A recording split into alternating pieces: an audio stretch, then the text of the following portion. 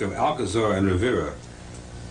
Now these were two Jesuits that are starting already way back early, and before the 1600 already. Rivera and Alcazar were already commissioned to penetrate, since the infiltration was very difficult in the days through the Reformation. They can spot an infiltrator very easily in those days because the struggle was face to face with the Vatican.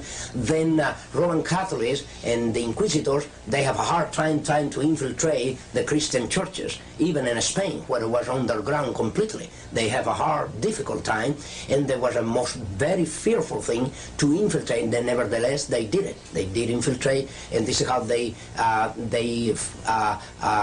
find many Christians worshiping the Lord in underground places. Now, through infiltration. But in these cases, they were not commissioned under the stream of an induction, as I was, under the stream of an induction. Rivera and Alcázar, they were to work, and then later Lacunza. There is more, but I will mention these three, the most important ones, in dealing with one special area, prophecy. They were assigned to deal especially with prophecy, with the purpose to do two things at least: to cover up any prophecy relate to the origin of the Antichrist, relate to the Antichrist, and relate to the papacy, relate to the Antichrist.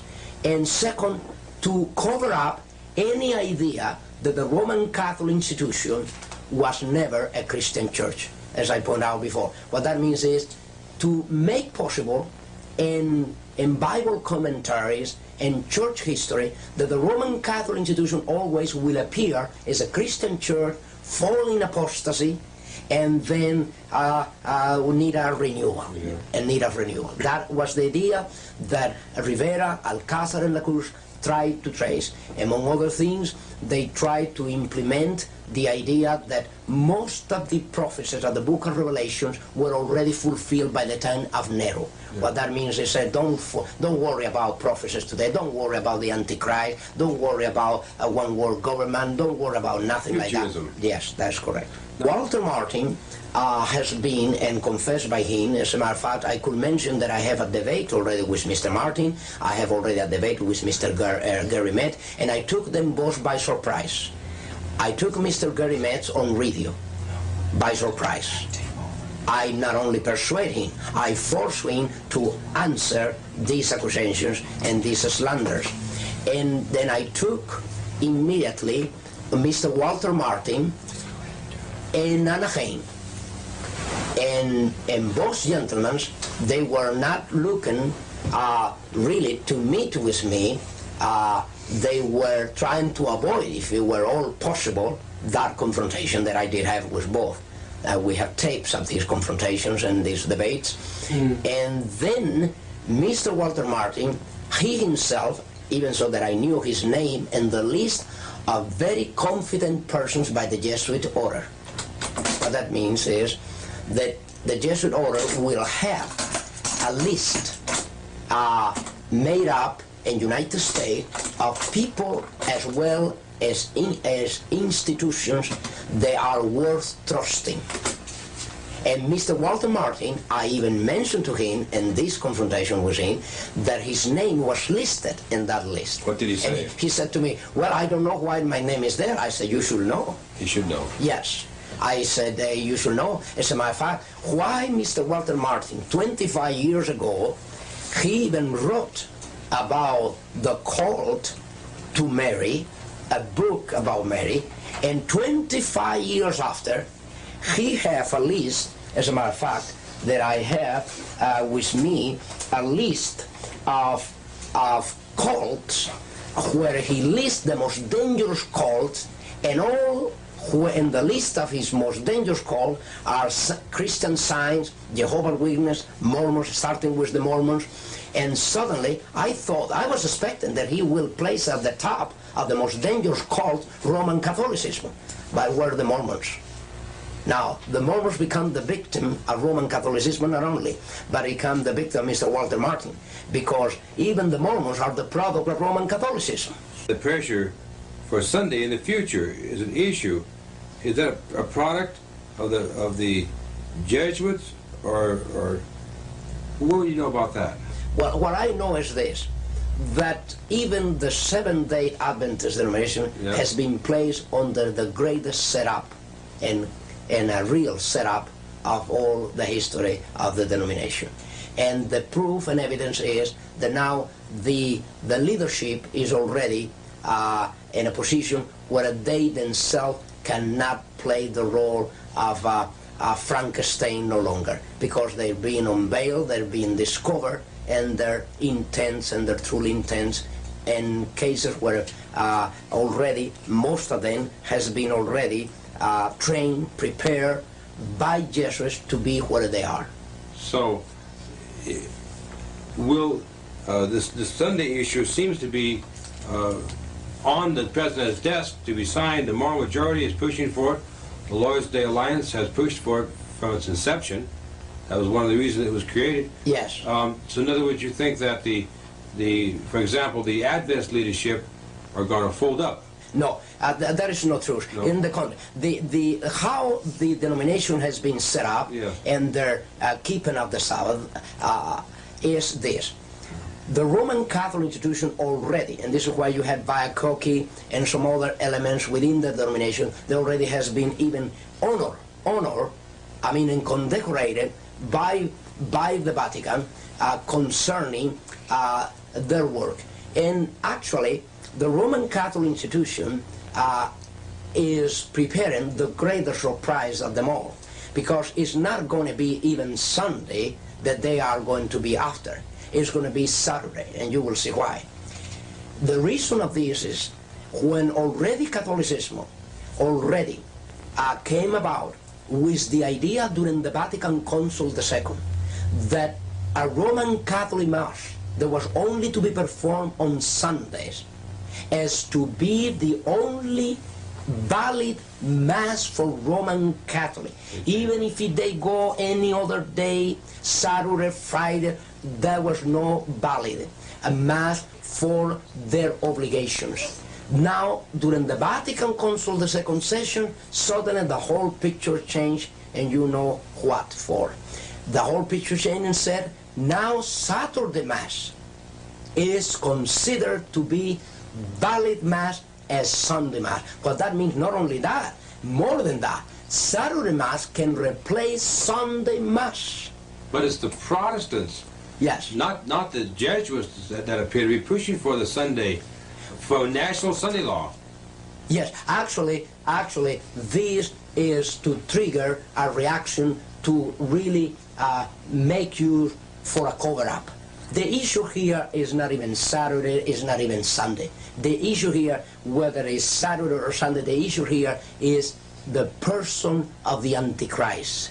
You see, in matters of days, right now, the conflict is being utilized, the struggle between Saturday and Sunday is being utilized more for the benefit of Roman Catholicism than even for the benefit of the Christian Church. And that is how it has been exploited, to the point that already the Vatican approved, listen to this, approved the publication officially of Biacochi, see, and dealing with from his book called From Saturday to Sunday. Now, if the Vatican go as far as approving a publication as such, what do you think that is happening? Do you see the point here? Yeah.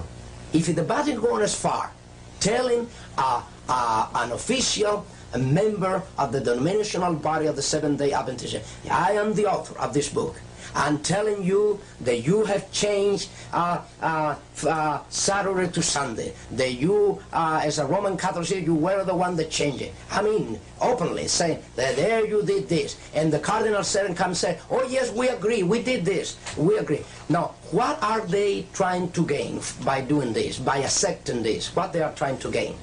They are trying to gain the sympathy, they are trying to gain the life, and they are trying to gain the entire denomination as they have gained the Pentecostal, as they have gained the Protestants through different other issues. Nevertheless, they touch every other issue except the real issue. Through any other issues, like the tongues business, the charismatic gift, you see, they are dealing with their things where nobody can see what is behind.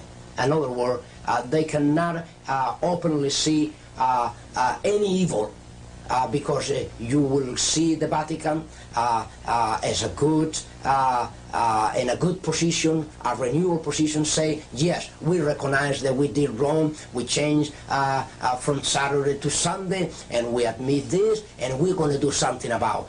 The Vatican Council did it. You see, we are going to incorporate now officially the Mass on the day of Sabbath.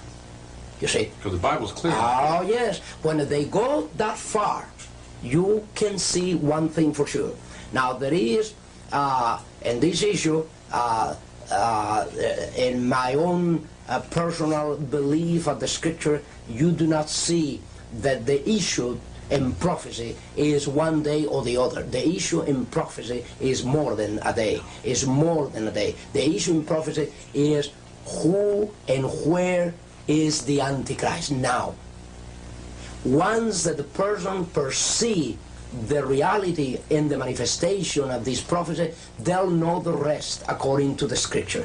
But when a person is blind to the reality of who the Pope is, and the Pope is granting every favor to every other denomination, they'll believe that the Pope. If you want to do some homework throughout the news media, you will find something. As a matter of fact, not only throughout the news media, but you will find something very interesting even throughout film industry. That a lot of movies has come, and a lot of article has been write up, and a lot of television show has come out, and even movies and TV and through radio, a lot of talk show has come out dealing with the very issues that I have dealt in these 4 parts of my testimony. They did not this before. Before 1979, over all these issues, everybody was quiet. Every other reporter will never inquire about celibacy and the problems of celibacy, about lesbian, about gays within the clergy, about the mafia and the relationship of the bishops and the cardinals with the mafia and the clergy, about the banks, international bank situation with the Vatican bank. Nothing of this was ever dealt with, except when these testimonies went out. Then the news media started dealing, the film industry started dealing with priests that were unfaithful priests, cardinals that were unfaithful cardinals, bishops that were unfaithful bishops. As a matter of fact, even Jesuits within the Jesuit order were sent out immediately to answer to these very issues, to answer in their way. What that means is they went saying from every direction, yes, we recognize there are priests involved with the mafia, there are even bishops. We recognize there are priests that they have broken their celibacy and they have committed a fornication and they're still committing fornication. We recognize it. But you see, the church is another matter. The idea always was to tell the Catholic people, tell the Christian world, yes, these things happen, but this is isolated. This is one priest, a bishop, a cardinal, someone that was unfaithful. But this is not the religion. This is not the system. This is not our belief. This is not our life. This is not our conduct. That is what they pretend to do. You have, among even present Jesuits, Hans Kahn, the German Jesuits, and then you have Malachi Martin. These men under dispensation. Dispensation. What that means, granting them the authority and the power by the Vatican and the Jesuit general to go out and speak against the Pope, speak against the liturgy, speak against the clergy, and they will not suffer excommunion. You see that they can go now trying to deal with these very issues, trying to justify that regardless of all this commotion, of all this immorality, of all this corruption, of all these crimes, this is different from the mother, from the system. These are individuals within the clergy, but not the system. And of course, the system is the one that created them all. Has there been a certain promotion to create in the United States a special way of looking at Roman Catholicism? Oh, yes. Yes, you some mean type of propaganda special for this country? Definitely. This is why they has been so successful here in the United States, being a country of a Protestant inheritance with a Christian beginning, right in the 1620, when the Pilgrims arrived to the northeast coast of this country, and suddenly today is making a concordat between the Vatican and the United States. Now, what that means, this is the greatest treason ever known to the very founders of this country. I mean, the most direct treason and betrayal that have taken place in this country has taken place, and the fact that now this government is looking for fellowship, for relationship with the very criminals that caused the greatest massacre in Europe, by which massacre and through which persecution the Pilgrims arrived to the northeast coast of the United States. We were told that the United States would repudiate every principle of the Constitution, and I'm sure that that is not too far in the distant future. You know, an integral part of the papal policy was an organization called the Inquisition during the Middle Ages. It began in the 12th century under Innocent III, which was the most powerful of all the popes of that time period. The purpose of the Inquisition was to seek out heresy and stop it, but it used some very unorthodox methods. One of those methods was to force certain confessions out of Christians or others, and with those confessions use them to form public opinion, to raise crusades, to destroy the primitive Christian church. Crusades went out that destroyed people by the millions. We'll not know how many until the Judgment Day. But the Inquisition, the Catholic Church said, well, yes, there was an Inquisition, yes, we destroyed people, but it was part of the barbarity of the times. Others did it too. But of course, she claims that she's changed today, and Protestants are believing her. But you know, the Inquisition still exists, and it's actively being carried out. Beneath many of her large churches today are instruments of torture. I want you to listen to the testimony of Dr. Rivera as he begins to share with us about the Inquisition today. In your training and in your life as a Jesuit priest for many years, did you ever come to the point that you were required to destroy human life? Definite. Is part of the oath and induction of any Jesuit that come under the oath and induction, and perhaps you care to know that I have revealed a great deal of this in this booklet after Alberto came out, the first part of my testimony, dealing with my minor seminar and major seminar as we went through these questions. And now you have in double cross, it is a revealing, at least a little part in these pages here, page, let's see, this is 12 and 13 at least, you see that is part of the oath and induction that I was taking as I swear to take the life not only of kings and princes and governors and mayors and senators and congressmen, but even my mother or father or brother or sister, whosoever come to be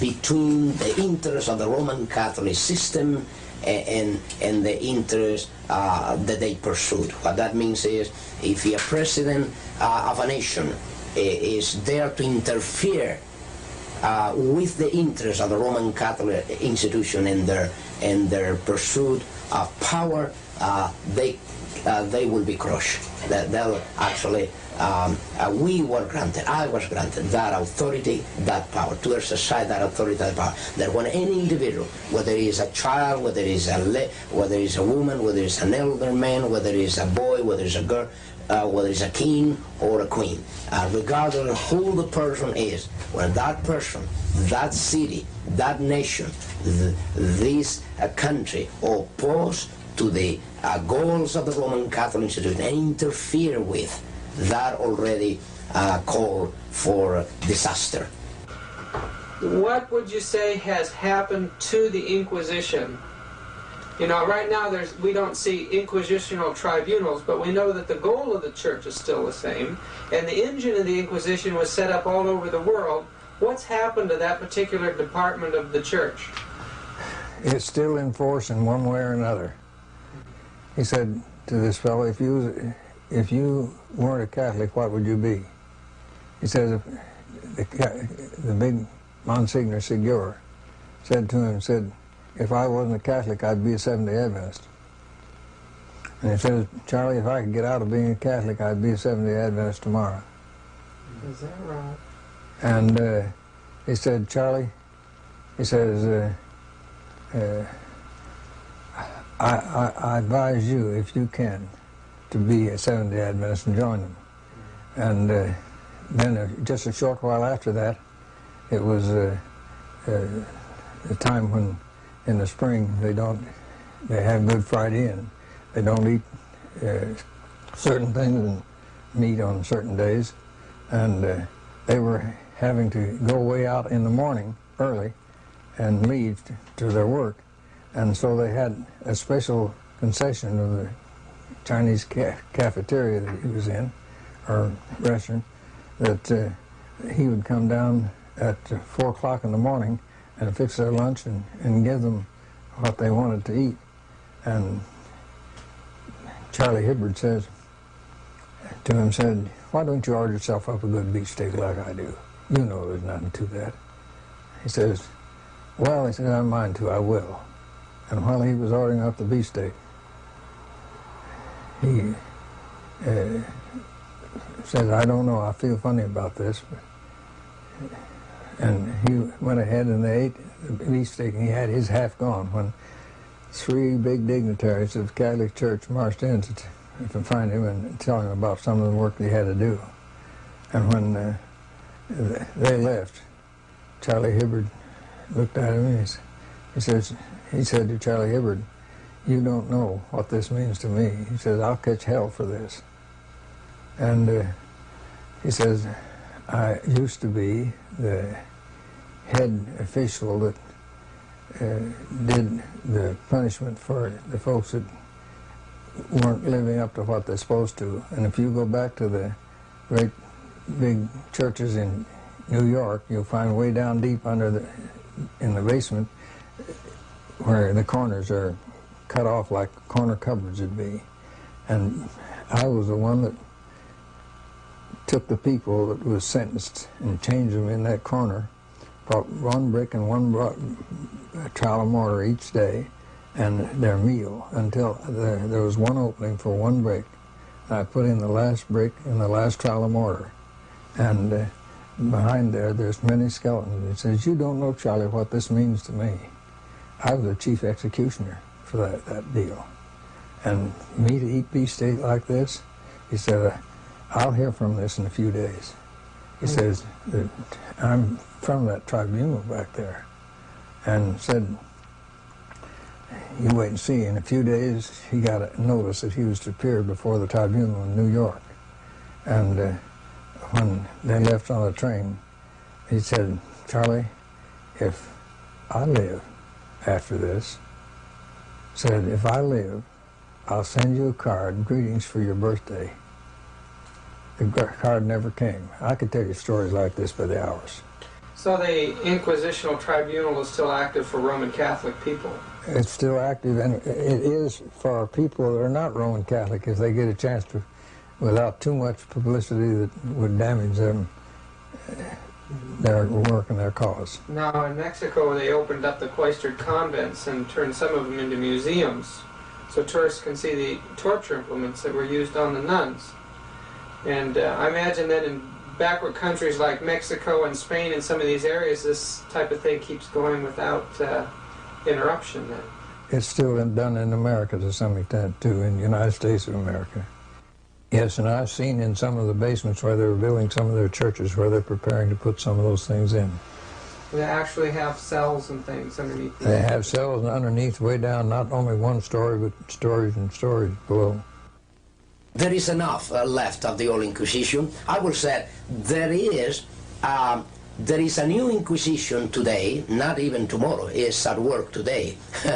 and here, even in the United States, and has been always, there is not replacement of a new Inquisition replacing the old. No, what happened is that the old Inquisition, as the years went by, under the sponsorship and guidelines of the Jesuit general and the Jesuit order, they has been changing their devices and their tools, in their I will say their devices, and their methods. You see, what happened is the Inquisition is the same Inquisition. The Holy Office never closed the door since it was established in 1200. You see, it never closed the door. As a matter of fact, within the Vatican, this is an office that never closed the door day and night. Today have a different name. It happened that they have a different name today, as they have different devices and methods to bring people to trial. Today, the Inquisition is at work. As a matter of fact, you have a book here that is called Night Journey from Rome, that we came to publish. A Night Journey from Rome is one of the last converted Roman Catholic priests in the United States, an American priest that was converted to Christ and his gospel about 2 years ago, and came with us to the reading of Alberto, the first part of my testimony. He was Clark Butterfield, is his name, a Californian priest. There is the book here, Night Journey from Rome, and here is the most revealing thing about the actual Inquisition in the United States. He was so much aware of the reality of that Inquisition that in his own will, he prevented even his relatives, his own mother, his own relative, from bringing his body to the Roman Catholic parish the day that he was ready to depart to be with his Lord and Savior. And he almost prophesied in thy will, because exactly that was the intention. Immediately that he was killed by the Jesuits of Rome and Detroit, Michigan, through a Roman Catholic doctor, member of the Knights of Columbus.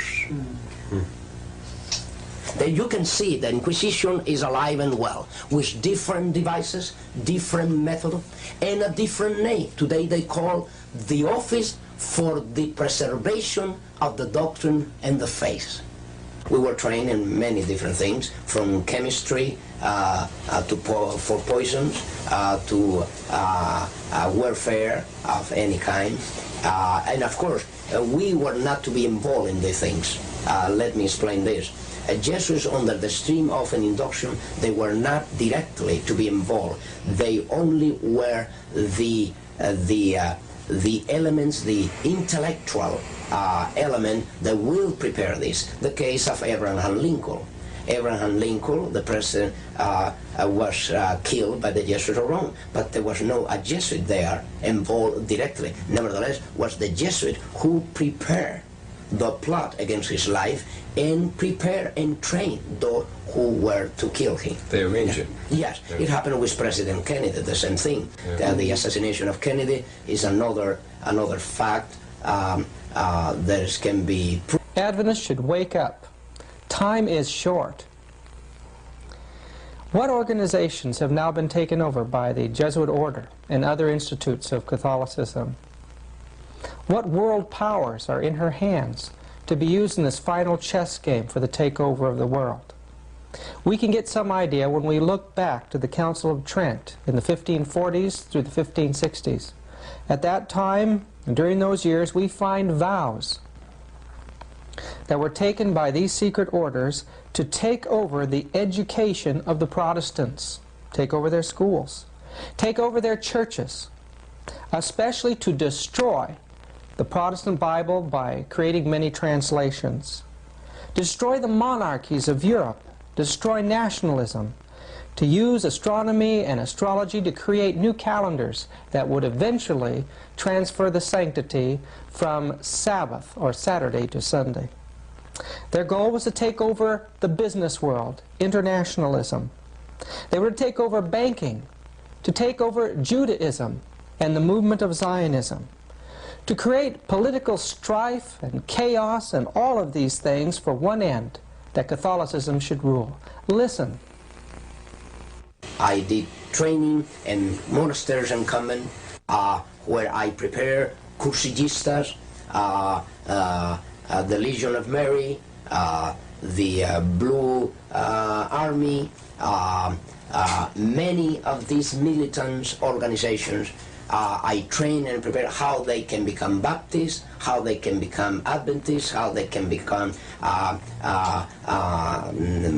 Methodists, how they can become Presbyterian, how they can become Pentecostal, and all these areas where they must infiltrate any area.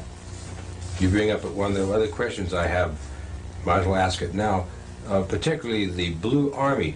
Is that in some way connected with the Fatima? That's correct. Is yes. that to protect it, or that they are the army that creates the greatest promotion of that cult, yes. of that satanic cult here in United States.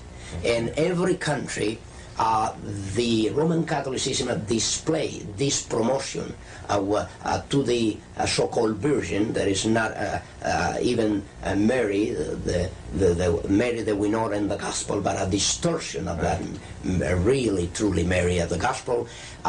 They display to different militant organizations the promotional need for certain saint or virgin, whatever.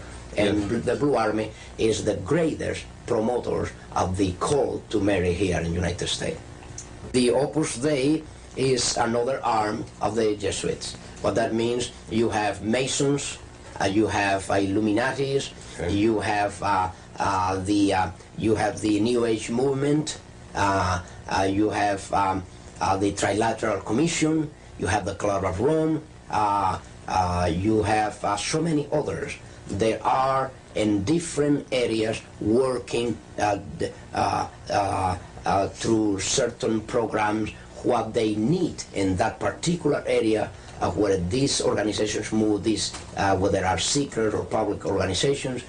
They need to control certain area of certain people, and this is where and how they'll be ready to have them under control through these organizations. The Opus Dei mainly, they move next to what they call Christian democracy.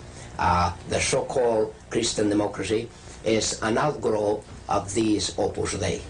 It's exactly the words in Latin precisely define that. The Latin definition is for Opus Dei is the work of God. What that means, the Opus Dei. Opus meaning the work, and then you have how you call Dei, Opus Dei, the work of God. When the Council of Trent occurred, it was controlled by the Jesuits. Yes. How about the Vatican II?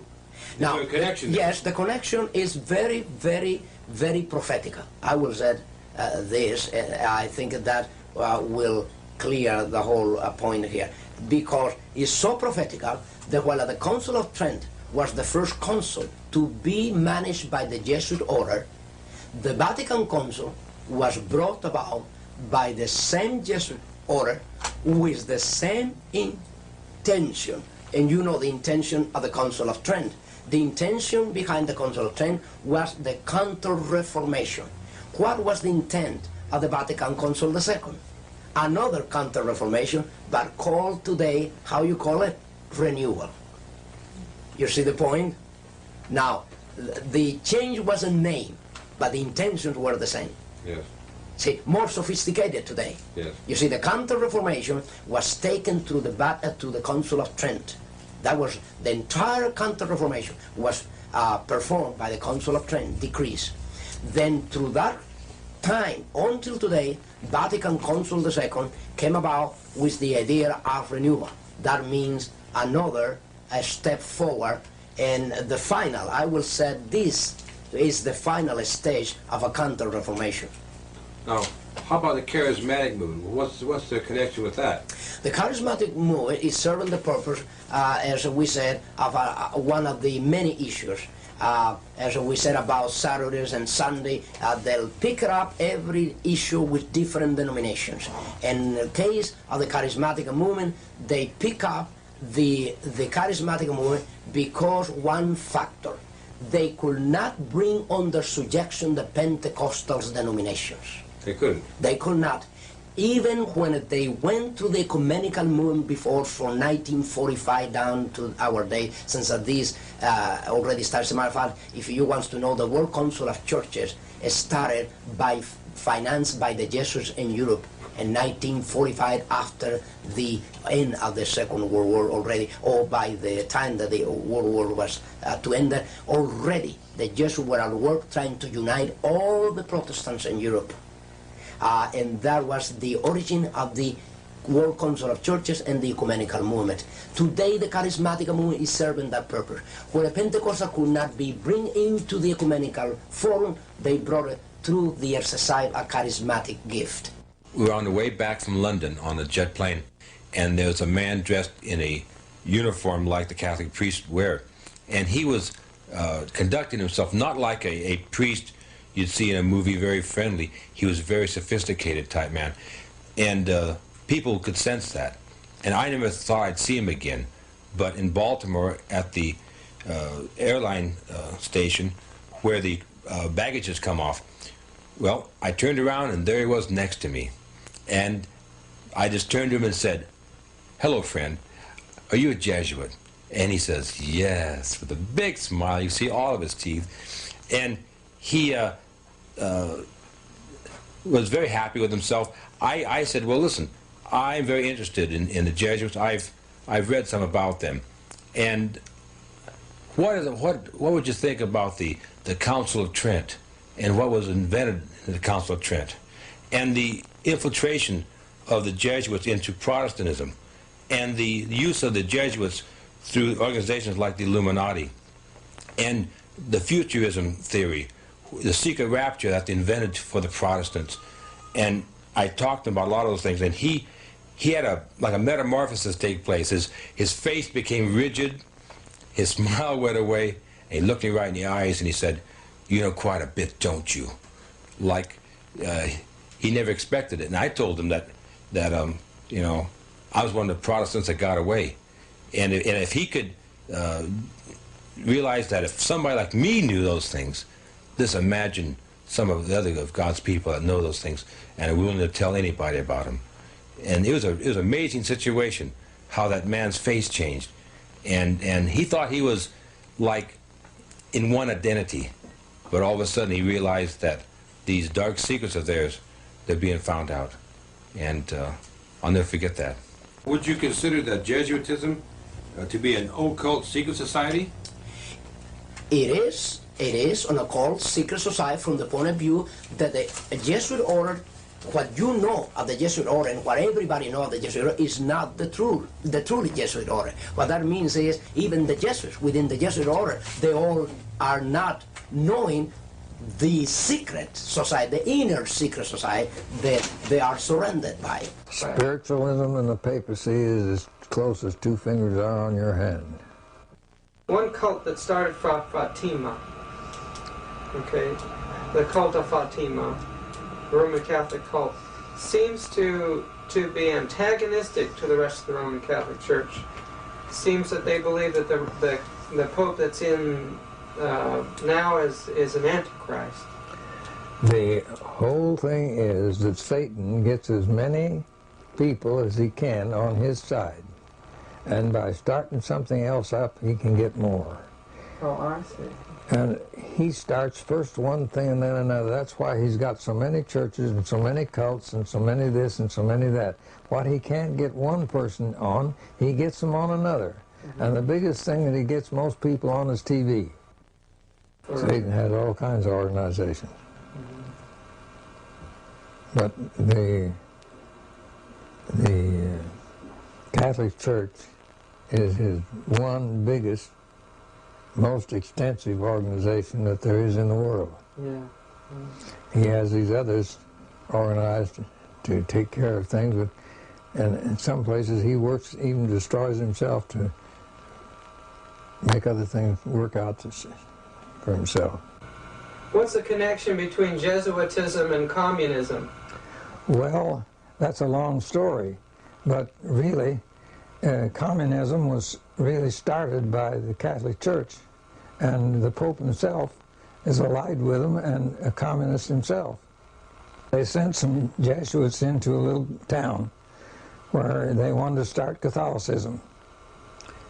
Now this I learned from E.T. Babienko that worked with me on a lot of detective work that I did. And E.T. Babienko told me that after they had no success for a short while, they substituted the place with twice as many Jesuits as they had in the beginning, and after years they got nowhere. So they said the only way in the big meetings in the Vatican, where the headmen all meet, they said the only way we'll ever get anywhere in putting Catholicism in Russia is to take away the children from the parents and do away with the Greek Orthodox Church by training the children otherwise. And in their brains, this was all formulated, and they decided to put communism into Russia and to put hard-boiled communism, which is Bolshevism, and later bring it on to a de-Christianized Christian Bolshevism.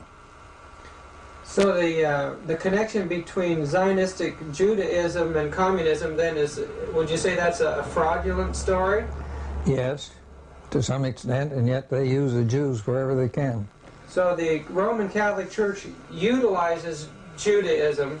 They utilize anything and everybody to bring their means to an end.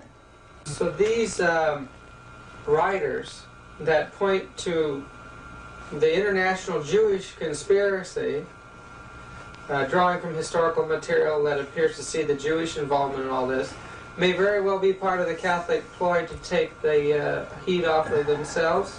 Yes, and that's absolutely the truth. And have you ever heard tell of this book that the Zionism taken over? Protocols. Yes, I have one of the books. They're hard to get. I can get them if necessary for anybody, but I have ways and means of getting them. But it takes me a little while to get them. And when you get them, you better keep them to yourself. But here's the thing. When the Zionists got all that underneath, the Catholics got a hold of some of this material in these books. And now, why do you think that Hitler did away with all the Jews for? Is to get rid of the heads and the ones that would promote this Zionism. And they're doing what the Zionists proposed to do.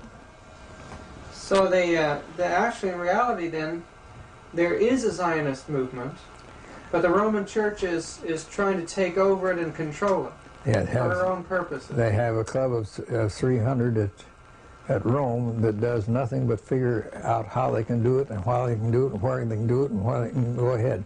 The war in Vietnam was nothing more than just using the United States to put in Catholicism into Vietnam. What do you know about the organization of the Knights of Columbus? I know too much. Too much. And too much to tell. Oh, I see. But I know one thing, and that is that they're a strong organization in the United States, and they have a lot to do with this here Mustache Army. The Ustachis? Yes. When I was... Are the Knights of Columbus also organized in other countries? You bet your life they are. Or are they financing the Ustachis of certain... Wherever there is in other countries, they're organized. Wherever the Catholics are in force, they're organized. Well, is the Knights of Columbus an extension of the Jesuit order? Well, but into secular society? They all work and with together. They're dovetailed. Do you know anything about the connection between Roman Catholicism and Masonry? They're tied in together. Would you say Roman Catholicism actually manipulates and controls Masonry? They've got to the place where they're in control of a lot of things, and they have a lot to do with Masonry. You know, one of the heads of Masonry, at the head of things, is a Catholic. One night he told you that they run our church. Tell us about that. His people run our church, he Who said. were his people? The Catholic Church.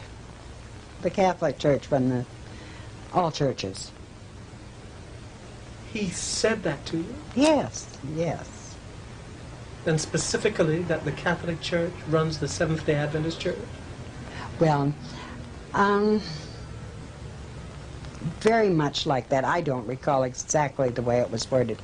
This is the impression that I got from what he had said, the statement that he had made. We.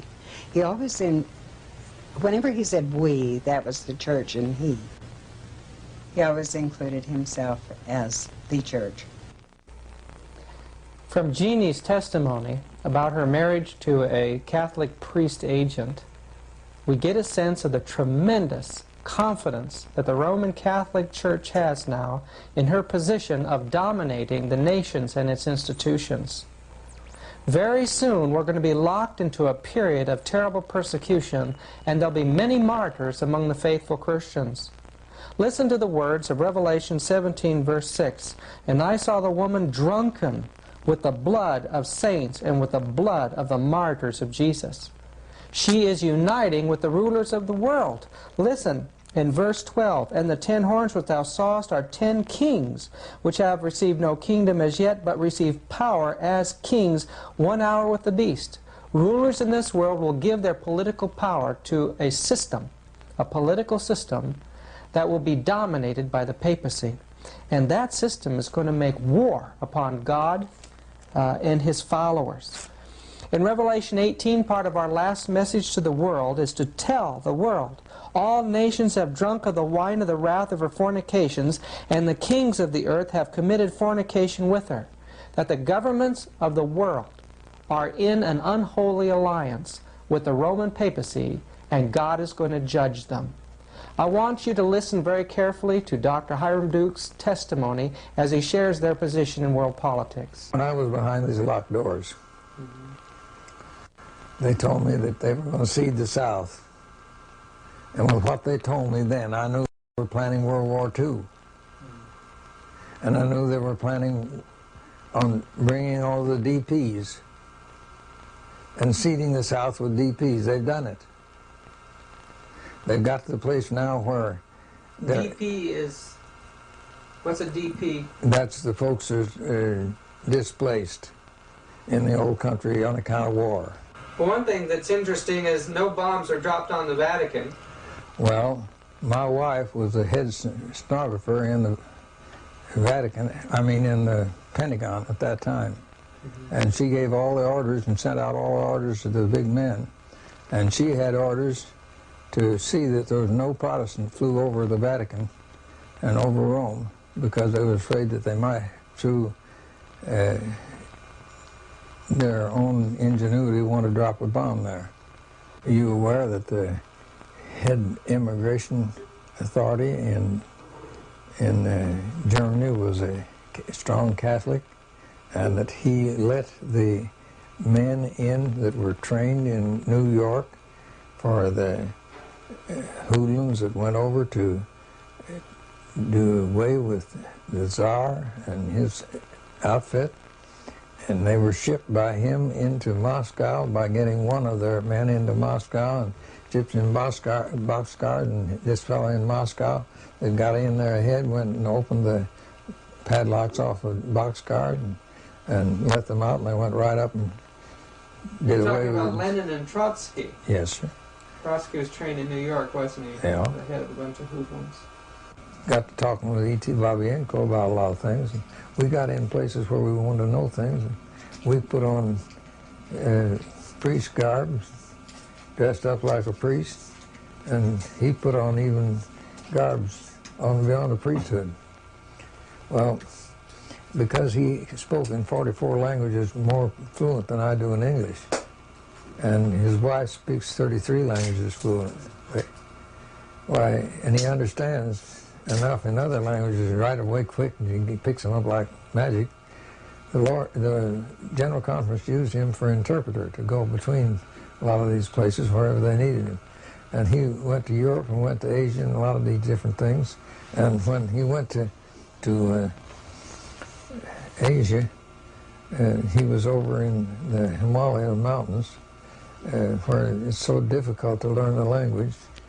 He learned some things was going on in Europe, and he wanted to go over and find it out. So he took an airplane, he flew over there, and he dressed up like a big head man in the Catholic Church, and he went in among these other men, and he purported that he couldn't understand their language. They had to get him an interpreter. So they got him an interpreter, and he understood their language better than they did. And he understood everything they were saying and everything they were saying about him.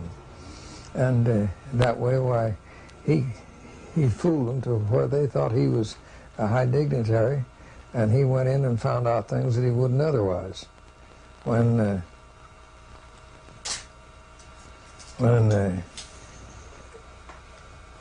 he found out when he went to Europe that they were planning on getting rid of the Greek Orthodox Catholic Church. And one reason they tried with the Illuminati tried to put a bank in Russia, and they couldn't get the bank in Russia because the fact that the Tsar was too smart for them. And so they said, well, the only thing we can do is do away with the Tsar.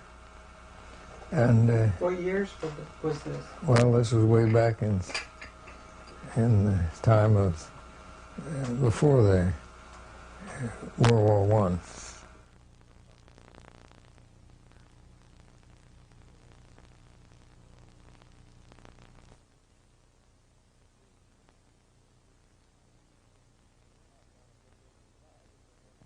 They wanted to not only get rid of the Tsar, but they wanted to get Catholicism into Russia.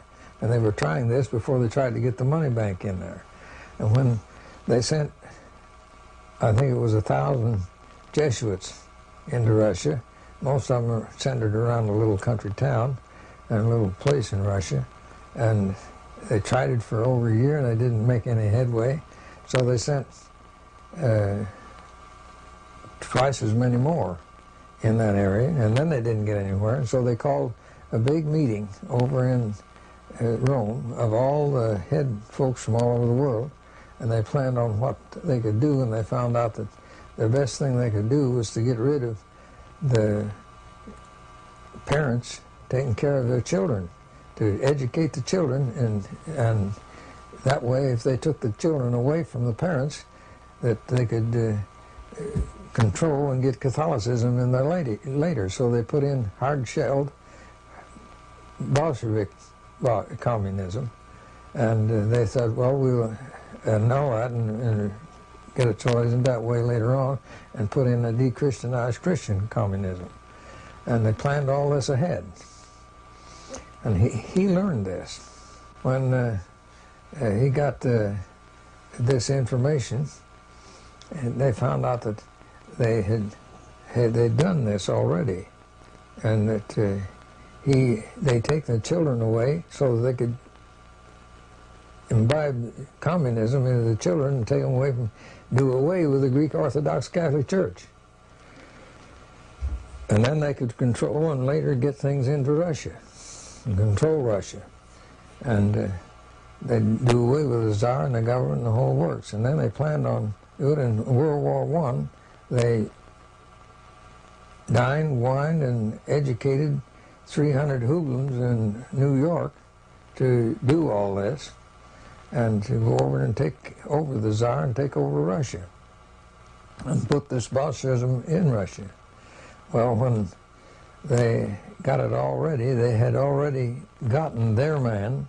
The first president that they really put in was Woodrow Wilson, and they had gotten him in office, and so they told Woodrow Wilson, you tell England if she don't let those men in the ship that you've captured go on into France and things go on through, that we won't bring the United States in and won't do anything for you, and you'll be out of luck.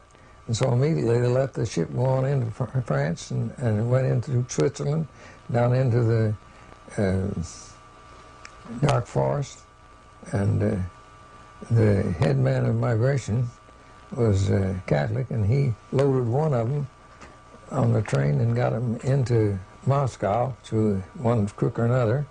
And then when he got him into Moscow, he loaded the rest of the 300 with all their guns, ammunition, and money, $20 million in gold, in boxcars, and sent them in there. When they got there, this fellow that was in Moscow opened up the boxcars that they were sent to him, and out they come and went right straight up and took the Tsar over, and they were scared for a long time that they weren't going to make the grade, but they did. And communism was in Russia.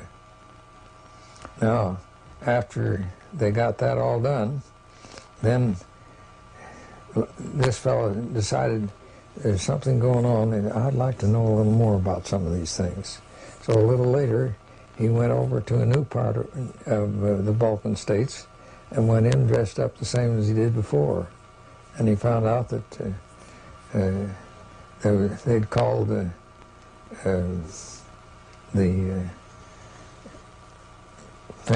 folks from all over the world into the Vatican to plan for things in the future, and that they were planning on putting a new war into Second World War, and that they planned and put Hitler in to do it. And he found out the reasons it was all done and why they had it when they did have was that the young folks in Germany were falling for Bolshevism and communism, and the young folks in the Catholic Church in Italy were doing the same. And they said, well, we've got to put something in there that's as near like it that they'll fall for and control the situation. And so they finally, after considering a lot of things and so forth, they said, we've got to do something, because something's got to be done. They had put out a magazine among these young folks to stop them from turning Bolshevik and communist oriented, and it was so bad that they decided that they'd have to do something, because Russia put out another magazine that told that way back before this they had controlled another country with the same kind of government, and it was in such and such books and such libraries in Europe, and they printed what was in the books and in these magazines. It had such a percussion that they said, we've got to do something else, we've got to control the situation. So they said, we'll put in Nazism in Russia that was born in their brains, and fascism in Italy, and we'll pick our men, and they had Hitler picked, and his face altered to do the job. They sent money. What do you mean by his face altered? Well, they altered his nose and different things. Oh, really? And then they picked Mussolini for Italy, and they sent hundreds of thousands of dollars to begin the situation, and it went through the Swiss banks into Germany. I know of that from what about E.T. Babienka told me. And when they got the whole thing started, it was all planned, fascism, and that's how Hitler got to be head of the German army. What about all of his occult interests? You know, well, that's all planned. Aryan, Northern European race stuff, Hollow Earth, and all that. That's all invented stuff that they worked out together. This Mein Kampf that he was supposed to write was hired to be done by a man in England, and he never wrote it at all.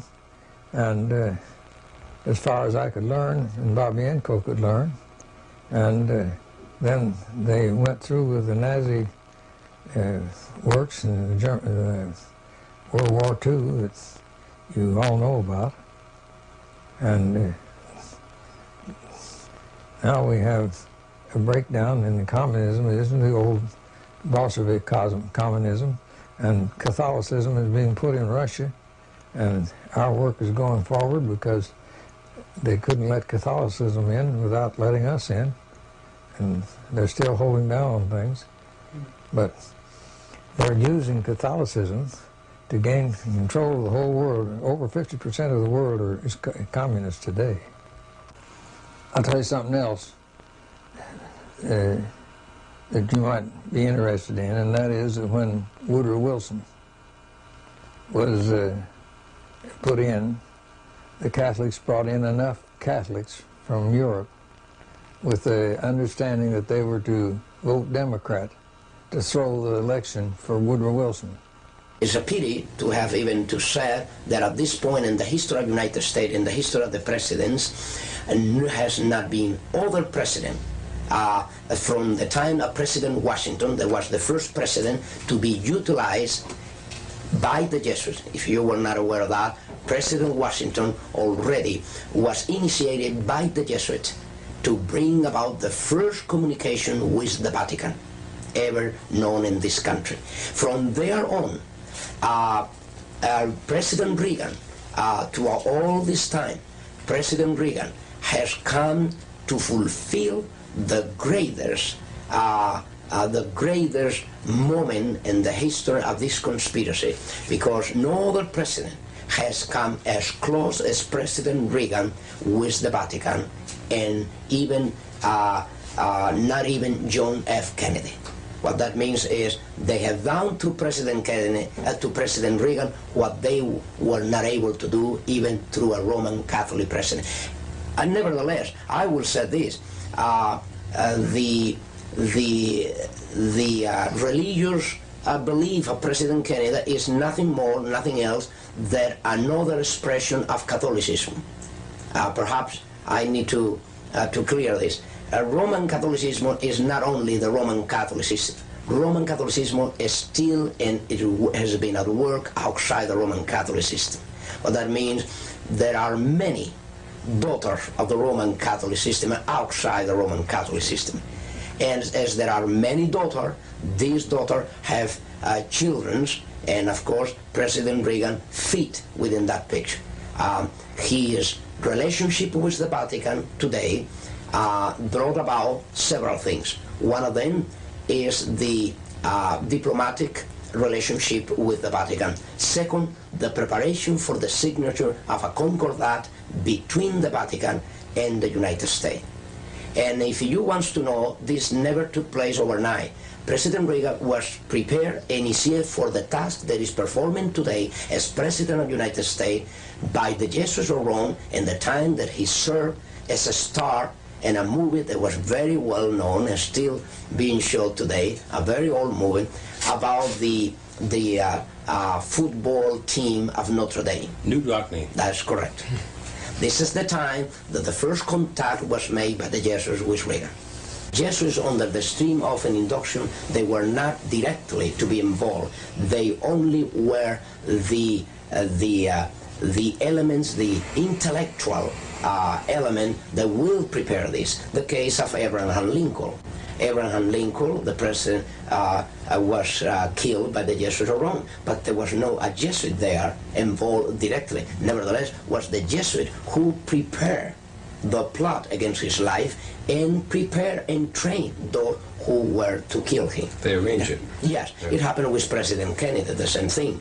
The assassination of Kennedy is another fact that can be proved of any time that was ordered and by the Jesuits in order to get rid of a president that already was ashamed to the Roman Catholic institution, being Roman Catholic. You have two different extremes. In Abraham Lincoln, you have that there was a man professing to be a Christian, solid Christian, and then there you have a man that professed to be a solid Catholic, but then put to shame his own institution when he was confronted about what he will do as a Roman Catholic president about the Constitution and about the interests of the Roman Catholic institution. When he placed the Constitution of the United States above the canon laws of the institution,